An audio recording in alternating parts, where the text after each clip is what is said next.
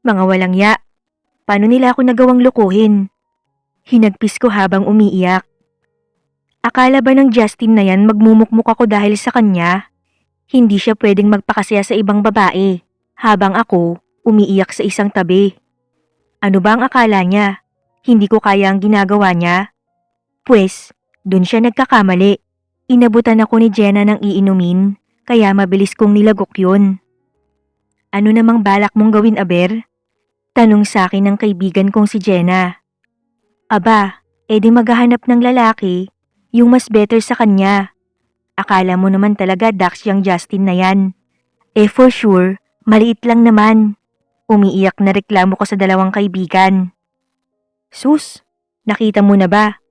Kung makapagsalita ka parang natikman mo na. Natatawang kontra naman agad ni Ian, ang bading na kaibigan namin ni Jenna. Alam mo kaya naghanap yun ng ibang babae? Kasi walang mapala sa'yo. Ibig sabihin, wala siyang ibang habol sa'yo kundi yun lang. Dagdag naman ni Jenna. Ikaw naman kasi te, alam mo nang ang red flag, sinagot mo pa. Paninisi pa ni Ian. Alam mo Bea, mabuti na rin yan na nalaman mo ang totoong kulay ng lalaking yan. Noon pa man pansin ko na. Ang toxic ng relationship nyo. Grabe pa man din magselos ni Justin tapos siya naman pala itong may babae. Todo advice pa ako sa'yo dati na huwag masyadong magtitiwala sa pagmumukha niya. Pero dahil marupok ka, ginura mo pa rin. Oh, tignan mo ang nangyari ngayon. Mukha kang nalugi. Mabuti na lang at nilak mo yung kep-kep mo. Hindi na sayang. Irap sa hangin ni Jenna at tinungga ang shots. Napanguso ako sa sinabi niya. Pero aaminin ko na may point naman siya. Hindi ko talaga inaasahan na mahuhuli ko sila sa mismong kondong binili ko para kay Justin. Nagpunas ako ng luha at sunod-sunod na uminom ng alak. Ano nga palang ginawa mo sa pinsan mo? Tanong ni Ian sa akin. Siyempre, muntik ko nang mabura ang muka. Kung pwede nga lang kalbuhin ko pa. Inis kong wika. Kung yun lang naman, kami na ang kakalbo. Napanguso ako sa sinabi ni Jenna. Jenna, di ba marami kang nirereto sa akin dati? Nasaan na sila? Napahagalpak ng tawa si Jenna sa tanong ko. Te, napakatagal na nun. Siyempre may jowa na sila. Ang tagal mo kasing nagpakabaliw sa ex mo. Ano namang gusto mong gawin nila? Ngumanga habang hinihintay ka? Masaya na sila kaya wag mo nang guluhin. Dismayadong tura ni Jenna at inirapan ako. Uy girls, dito kayo tumingin. Maya-maya ay tili ni Ian. Nakikita niyo ba ang nakikita ko? Wika ni bakla at merong inginuso. Pareho naming sinundan ni Jenna ang tinutukoy niya at nakita ang isang lalaki na nag-iisa sa hindi kalayo ang upuan. Sino yang yami na yan? Para sa akin ba yan Ian? Kinikilig na wika ni Jenna. Gaga, para kay Bea yan. Nakakita ka lang ng masarap na kalimutan mo na yung jowa mo. Irap ni Ian kay Jenna. Go Bea, bawian mo si Justin. I'm sure matatapakan ng husto ang ego niya kapag nalaman niyang hindi ka na virgin. At sa ibang lalaki mo pa binigay yan. Nabitiwan ko ang iniinom ng hatakin ako patayo ni Jenna at Ian. Ano ba? Bitawan niyo nga ako. Reklamo ko, pero hindi nila ako pinansin at pinagtulakan pa ako papunta sa lalaking natipuhan ni Bading. Dumapo ako sa hita ng lalaki na halata ang gulat sa nangyari. Go girl! Halakhak ni Ian bago sila umalis ni Jenna. Napatitig na lamang ako sa lalaking ilang pulgada ang layo ng mukha sa akin. Ay, ang sarap nga. Naghahanap kasi ako ng pwedeng alam mo na. At dahil ikaw ang pumasa, naisip kong yayain ka. Wala nang paligoy-ligoy kong sambit. Naramdaman ko ang paghigpit ng hawak niya sa bewang at hita ko. Kaya naman napakagatlabi ako. Sa tingin ko miss, nagkakamali ka ng lalaking pinuntahan. Hindi ako interesado sa alok mo. Maghanap ka na lang ng iba. Malamig na turan ng lalaki na nagpakunot ng noo ko. Aba, tama ba ang narinig ko? Tinanggihan ako ng lalaking to. All my life wala pang lalaki ang tumanggi sa ganda ko. Ang dami kayang nagkakandara pa sa akin. Hindi kaya may diferensya ang mata niya?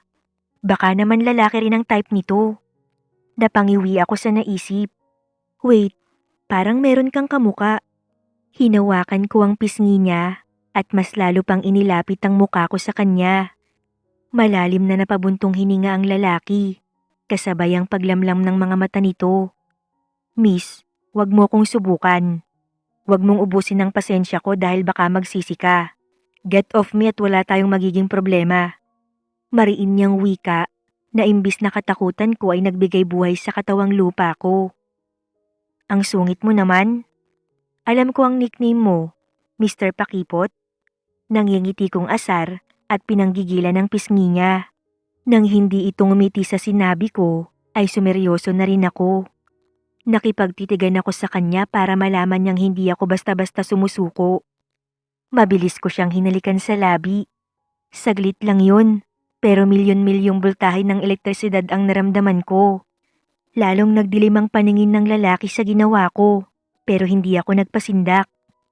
Ngumiti ako at inulit ang ginawa.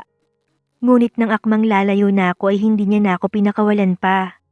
Nanlaki ang mata ko sa gulat, ngunit kalaunan ay agad ding bumigay. Halos makalimutan kong nasa club nga pala kami. Kaya naman nang gumapang ang kamay niya, ay saka lang ako natauhan. Napahagikik ako nang bumalik sa normal ang paghinga ko. Ayaw mo naman sigurong dito mismo gumawa ng milagro. Sambit ko at tumayo ng tuwid. Nakita ko ang pagngisi ng lalaki at tumayo ring katulad ko. Let's go. Doon tayo sa mas tahimik na lugar. Pilyong ani at hinawakan ng kamay ko. Akala ko noong una ay sa hotel niya ako dadalhin. Para pa nga akong maiihi sa palda dahil sa sobrang pagkasabik. Teka, sa mismong bahay mo? Naguguluhan kong tanong nang makababa kami sa kotse niya at dumiretso sa pintuan. Yes, maikling sagot niya sa akin. Wow, parang napaka-romantic mo naman. Siguro marami ka nang naiuwing babae rito, no? Natatawang puna ako habang sinusundan siya papasok sa isang kwarto. Hindi kumibo ang lalaki. Habang papalapit kami sa kwarto, ay papalakas naman ang papalakas ang kabog ng dibdib ko. Hindi ko tuloy maiwasang tanungin sa sarili ko kung sa kanya ko na talaga ibibigay ang first ko. Isa kasi sa napansin ko sa kanya ay magkasing edad lang sila ng papa ko. Ang pagkakaiba lang nila ay sobrang macho ng lalaking kasama ko ngayon, habang si papa naman ay mukha namang pulis na bundat. Teka, sandali lang. Gusto kong malaman kung may pamilya ka na ba? Tanong ko sa kanya. Kanina pa ako nakikipaglandian pero ngayon ko lang naisip magtanong. Pero mabuti na yung nakakasigurado. Baka maging kabit pa ang kalabasan ko. Ayoko namang matulad sa pinsan kong mga agaw. Isinara ng lalaki ang pinto at narinig ko ang pag-lock nun. Napaatras ako nang ikulong niya ako gamit ang magkabila niyang braso. Eto na, wala nang atrasan. Meron akong isang anak na lalaki, pero hiwalay ako sa asawa. Sagot niya. Pagkatapos ay inilapit ang bibig sa tenga ko. Bahagya pa akong nakiliti nang tumama ang mainit niyang hininga dun. Okay na ba? Nasagot ko na ba ang tanong mo? O may problema ka dun? Kung meron, bibigyan pa kita ng chance na umalis. Malakas akong umiling kaya napangisi ang lalaki. So sure ka na talaga. Ngayon pa lang, sasabihin ko na sa'yo. Sa kama, ako ang hari. At ang hari dapat ang nasusunod. Do you understand? Gagawin ko lahat at wala dapat akong marinig na reklamo. Pangalan ko lang dapat ang lumabas dyan sa bibig mo. Nag-init ang magkabilang pisngi ko sa mga salitang narinig ko. Ano ba ang pangalan mo? Nauutal kong tanong. Pinantayan niya ng tingin ng mukha ko bago sumagot. Paulo. Sagot niya habang hawak ang baba ko. I'm Bea, Daddy Paulo.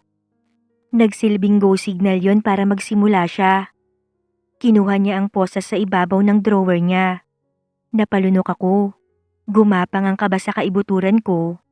Ngunit mas nanaig ang pagkasabik sa mga maaaring mangyari. Upo. Utos niya na agad kong sinunod. Umupo ako sa dulo ng kama habang nakaposas ang mga kamay. Ikaw ang mag-alis ng damit ko. Agad naman akong tumalima at sinunod ang gusto niya. Gamit ang nanginginig kong daliri, hanggang tanging boxers na lang ang natira sa kanya. Nakulang na lang ay lumipad ng kung anumang nandun. Maya-maya ay napatili ako nang hilahin niya ang palda ko, dahilan ng pagkakapunit nun. Oh my G, ang mahal ng bili ko dito. Iyak kong reklamo nang inisian lang ni Loco. May maipagmamalaki ka pala, Bea. Dahil nakakabaliw ang alindog mo. Puri niya kaya biglang nag-init ang pisngi ko. Pasimple kong tinakpan ng sarili dahil sa hiya. Maganda ka, baby. Hindi mo kailangang mahiya. May lambing sa boses ni Paulo. Unti-unti siyang lumapit sa akin at masuyo akong sinamba. Ang pagkasabik na nararamdaman ko ay lalong nagliyab. Kaya para akong gutom na tumugon. Grabe, hindi ko akalain na kaya ko siyang sabayan sa ganitong bagay. Para bang may karanasan na ako sa ganito at alam ko kung ano ang dapat gawin. Paulo, please. Kahit ako ay hindi alam kung ano ang hinihiling ko kay Paulo. Please what? Sabihin mo kung ano ang gusto mo. Pangaasar pa niya, kaya nakaramdam ako ng inis at nairita pa sa ginawa niya. Beg, Bea. Gusto kong magmakaawa ka. Hindi ko ibibigay ang gusto mo hanggat hindi ako satisfied sa sagot mo. Pagod na pagod ang katawan ko nang matapos kami. Humiga siya sa tabi ko at niyakap ako ng mahigpit nang matanggal niya ang posa sa kamay ko. Kung kanina ay malahalimaw siya at walang patawad, ngayon naman ay para akong isang mamahaling vase na iniiwasan niyang mabasag. Bahagya akong napangiti sa ginawa niya, kahit na alam kong pagkatapos nito ay hindi na kami magkikita. Nagising ako kinabukasan na sobrang sakit ng katawan, idagdag pa ang pananakit ng ulo ko. Hinanap ko ang damit at palda ko ngunit napamura ako nang makitang punit ang mga yon. Tanging panloob ko lang ang matino kaya naman nang makita ko ang white long sleeve ni Paulo ay agad kong isinuot yun. Sakto naman dahil sakop na ng katawan ko. At para lang akong nakadress dahil hanggang itaas yun ng tuhod ko. Nang tingnan ko si Paulo ay mahimbing pa ang tulog nito kaya marahan akong naglakad papunta sa pintuan dahil balak ko nang umalis. Bubuksan ko na sana ang pinto nang may kumatok mula sa labas kaya bahagya akong nagulat. Aalis ka na? Mariin akong napapikit ng magising si Paulo dahil sa sunod-sunod na katok. Huwag ka munang umalis, hindi pa tayo nag-uumagahan. Dagdag pa ni Paulo. Bumaling ako ng tingin sa kanya at ilang nangumiti. Sa pagkawala ng alak sa sistema ko, tila nagtago na rin ang lakas ng loob ko. Pinamulahan pa ako ng muka at napalunok nang walang ilang siyang nagbihis pagkababa ng kama. Matapos yon ay lumapit siya sa akin na siyang dahilan ng paghurumentado ng puso ko. Dad, andyan ka ba? Muling katok ng lalaki sa pintuan. Mas lalo akong nataranta dahil hindi ko inaasahang anak pala ni Paulo ang kumakatok. Naghanap ako ng pwedeng pagtaguan dahil nakakahiya kapag nakita niya ako dito.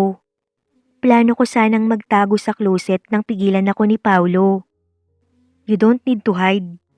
Wika niya kaya wala na akong nagawa. Sakto namang binuksan ng anak niya ang pintuan. Sukat doon ay nalaglagang pangako nang makita ang anak ni Paulo. Justin? Hindi makapaniwala akong turan. I can't believe this. Kaya pala parang pamilyar ang mukha ni Paulo. Bea, anong ginagawa mo sa room ni Dad? Unti-unting humina ang boses ni Justin at tinitigan ako mula ulo hanggang paa. Ganon din ang ginawa niya kay Paulo na hanggang ngayon ay hawak pa rin ang kamay ko. Ano to, Dad? Bulyaw niya kay Paulo na halos hindi naman sagutin ng lalaki. Unti-unti akong kumalma at huminga ng malalim. So, natapakan ko ba ng husto ang ego ni Justin? Yes na yes. Mukhang galit na galit siya ngayon dahil sa nakita. I'm sure, hindi naman siya tanga para hindi maisip kung ano ang nangyari sa amin ng daddy niya. Looking at his face, mukhang gets naman niya ang lahat. Unti-unti akong napangiti. Ito na ba yung tinatawag nilang I hit two birds with one stone? Natapakan ko na nga ang ego ni Justin dahil sa pagtanggi ko sa gusto niyang mangyari. Ngayon naman ay walang pagdadalawang isip kong ibinigay ang gusto niya sa ibang lalaki. No, hindi pala ibang lalaki. But worst, sa daddy pa niya. Oh my gosh, ang sarap sa feeling. Napangisi ako dahil ang swerte ko pala. Maaari kong gamitin si Paulo para mas inisin palalo si Justin. Why? Ano ba ang problema? Magkakilala ba kayo ni Bea? Kasual na tanong ni Paulo sa anak niya. Hindi lang magkakilala, Dad. Girlfriend ko siya. Napahagikik ako dahil sa itsura ni Justin habang nagsasalita. Excuse me? Ex-girlfriend. Remember, you're a cheater. Manloloko. Pagdidiinan ko pa. O yun naman pala. Siya na ang nagsabi. She's your ex. So what's the problem? Walang emosyon pang tanong ni Paulo. Dad, naririnig mo ba ang sinasabi mo? Paano mo nagawa to kay ma'am? Reklamo ni Justin at tinignan ako. Nakipagtagisan naman ako ng titig sa kanya. Matagal na kaming wala ng mami mo. Kaya wag mo na ulit babanggitin sa akin yan. Babala ni Paulo. Pagkatapos nun ay hinila niya ako at nilagpasan namin si Justin. Taranta naman itong sumunod sa amin ni Paulo. Dad, you don't understand. Mahal ko si Bea. Inis akong natawa sa sinabi niya. Nagiging desperado siya sa ginagawa niya. Dahil ayaw niyang tanggapin na may nangyari sa amin ng daddy niya. What do you want for breakfast? Sa halip ay masuyong tanong ni Paulo sa akin. Ni hindi man lang tinapunan ng tingin ng anak na parang bata sa kakareklamo. Kahit ano, basta ikaw ang magluluto. Malambing kong sagot. Gumiti ako at mapang-asar na tinignan si Justin bago umupo. Tell me, kailan niyo pa ako niloloko? Pinlano mo ba to, Bea, para pagselosin ako? Kung ganon, okay na. Pwede ka nang bumalik sa akin. Malakas akong tumawa sa sinabi ni Justin. Huwag kang tumawa. Kilala kita, Bea. Alam kong hindi kaya ng sikmura mo ang pumatol sa daddy ng boyfriend mo. Sunod-sunod na wika ni Justin at umupo sa tapat ko. Well, it seems like you don't know me. Kaya ko at nagawa ko na. We made love last night and it was so mind-blowing. At alam mo ba, kagabi lang din kami nagkakilala. Malandi kong wika. Ngumisi ako habang tinitignan ng reaksyon niya. Nagsisinungaling ka lang, Bea, tama? Dismayadong tumawa si Justin. Hindi mo nga mabigay sa akin. Sa daddy ko pa kaya na kagabi mo lang nakilala? Dagdag pa nito. Kasalanan mo. It's called revenge. Kung kaya mong gawin sa pinsan ko, kaya ko rin gawin sa taong malapit sa'yo. Ngayon alam mo na kung ano ang naramdaman ko nang makita ko kayo ng pinsan ko. Patuyang wika niya kay Justin. Leave her alone, Justin. Napagod siya kagabi kaya kailangan niyang magpahinga. Lumapit na sa amin si Paulo at inakbayan ako mula sa upuan. Bumalatay ang mapait na ekspresyon sa mukha ni Justin. Tignan mo nga naman. Parang kailan lang ay ako ang nasa kalagayan niya. Ang bilis talaga ng karma. I can't believe na magagawa mo to. Kitang-kita ko ang magkahalong pait at pagsisisi sa mukha ni Justin. See you, future stepson. Ngumisi ako at nangaasar na kumaway. Nang makaalis si Justin ay hinarap ako ni Paulo. Wait, sinadya mo ba kagabi nalapitan ako dahil alam mong anak ko si Justin? Tanong ni Paulo at umupo sa harapan ko. No, sa totoo lang, nagulat rin ako. Ngayon ko lang nalaman na anak mo pala si Justin. Hindi ka naman kasi niya ipinakilala sa akin. Maybe dahil hindi siya seryoso sa akin. Pagtatapat ko kay Paulo. Naiintindihan ko. Dati pa man sakit na siya sa ulo. Nagmana yata sa mami niya dahil parehas silang mahilig mga liwa. Natawa ako nang i-acknowledge ni Paulo ang pagkakamali ng anak niya. Since alam mo na ang kwento ko, pwede mo ba akong tulungang makamove on kay Justin? Alam kong hindi niya ako titigilan. Kaya mas mabuting magpanggap tayo. Alok ko sa kanya. Sure. Pero syempre, kailangang pumayag ka sa gusto ko. Walang pag-aalinlangang wika ni Paulo. Napalunok ako sa uri ng tingin niya sa akin. Parang alam ko na ang gusto niya. Ano naman yon? Mahina akong tanong. You will be my partner in bed. At gusto ko, walang ibang lalaki bukod sa akin. Napalunok ako sa malaasidong tono ng pananalita niya. Bilang tugon ay tumango ako. Good girl. Ngumiti siya at hinaplos ang pisngi ko. Hoy, baka naman gusto mong magkwento sa amin, Bea. I mean, handa naman kaming makinig. Ilang araw na siyang kinukulit ni Ian. Curious kasi ito sa kakaibang ngiti sa labi ko. So, eto na nga. Alam niyo ba na yung taong nakita natin sa club nun, daddy pala ni Justin. Napanganga ang dalawa sa sinabi ko. Totoo ba? Hindi ka nagbibiro? Ani Jenna. Hindi ako nagbibiro. At hindi ako makapaniwala na pumayag ako na maging partner in bed niya. Napatili ang dalawa sa sinabi ko. OMG girl, parang tinuhog mo ang mag-ama. Tumatawa namang asar ni Ian. Gusto mong tahiin ko yung bunganga mo? Matalim ko siyang tinignan. Ano bang reaksyon ni Justin nung nalaman niya? Kung naapektuhan siya, di maganda nga yung ginawa mo. Isusupport ka namin dyan. Pero teka, baka naman mahulog ka kay Daddy Paulo. Wika ni Ian. Hindi mangyayari yon, no? Kahit pahalos gawin niya na akong prinsesa niya. Paniniguro ko sa dalawa. Tignan natin yung kayabangan mo pag nahulog ka dun. Gayon pa nga lang mukhang nakamove on ka na dahil kay Daddy Paulo. Tignan mo nga yung pagiging blooming mo. Iba ang aura mo, girl. Kaya alam kong dahil yan kay Daddy Paulo. Masisikmura mo bang maging stepson si Justin pag nagkataon? Natatawang tanong pa ni Ian na inirapan ko lang. Napaisip ako. Masasabi kong effective naman ang ginagawa namin ni Paulo. Kasi sa ilang linggong pagpapanggap namin, talagang halos magmakaawa si Justin na makipagbalikan ako sa kanya. Sinasabing magpapakatino na daw siya at pinagsisisihan ang ginawa niya. Pero wala na akong balak balikan siya.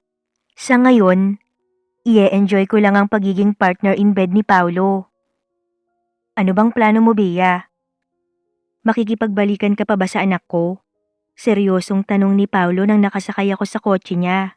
Hindi ko inaasahan na yun ang magiging bungad niyang tanong. Bakit naman bigla mong natanong yan? Nagtataka kong tanong. Kasi kung may plano ka pang balikan si Justin, itigil na natin to. Nawala ang ngiti sa labi ko at nakaramdam ng kirot sa puso. Bakit parang biglaan naman yata? Tumawa ako para pagaanin ang namumuong emosyon sa kalooban ko. Sige. Kung ayaw mo na nagpapanggap tayo, pwede naman nating tutuhanin na lang. Hamon ko na siyang ikinalingon niya. Hindi nakapagsalita si Paulo kaya nag-overthink ako. Ano? Hindi mo kaya? Bakit? Dahil may iba ka ng gusto? Nagsawa ka na sa akin? O bumalik na ang ex-wife mo? Hindi ko alam pero bigla na lang namuo ang luha sa mga mata ko. Narinig ko ang mahinang pagtawa ni Paulo. Kaya tuluyan na akong naiyak. Ano bang sinasabi mo? Nagseselos ako sa anak ko, okay? Knowing na ginagamit mo ko para makuha ang atensyon niya. Parang malaking sampal sa pagkatao ko yun. Nakakatawang isipin na parang kailan lang, sinabi ko sa kaibigan kong hindi ako mahuhulog kay Paulo. Pero heto ako ngayon at baliw na baliw sa kanya. Wala ka namang dapat ikaselos. Sayong-sayo lang ako. Hinuli niya ang labi ko para bigyan ng isang makapigil hiningang halik. Hanggang sa pareho na naman kaming nalango sa pinaparamdam ng isa't isa. Na nauwi sa pag-iisa ng aming katawan. Wala na akong pake kung mahuli kami ng parents ko na gumagawa ng milagro sa loob ng kotse. Hindi bale. Tinted naman ito kaya wala ring makakakita. Sa loob ng ilang buwan na pagsasama namin ni Paulo, tinigilan na rin ako sa wakas ni Justin. Lalo na dahil magkakaroon na siya ng half-brother sa akin. And guess what? Napag-alaman kong nabuntis niya rin ang pinsan ko. Kaya wala siyang kawala, kundi panagutan ng bata sa sinapupunan nito. I can't believe na sa padalos-dalos kong desisyon ay mahanap ko ang lalaking para sa akin. Noong una ay hindi tanggap ng parents ko ang relasyon namin ni Paulo. Pero di nagtagal ay natanggap din naman nila dahil pinatunayan ni Paulo na seryoso talaga siya sa akin. Sa ngayon, kontento na ako sa kung anong meron ako. Wala na akong mahihiling pa sa buhay. Dahil si Paulo lang at ang magiging anak namin ay sapat na.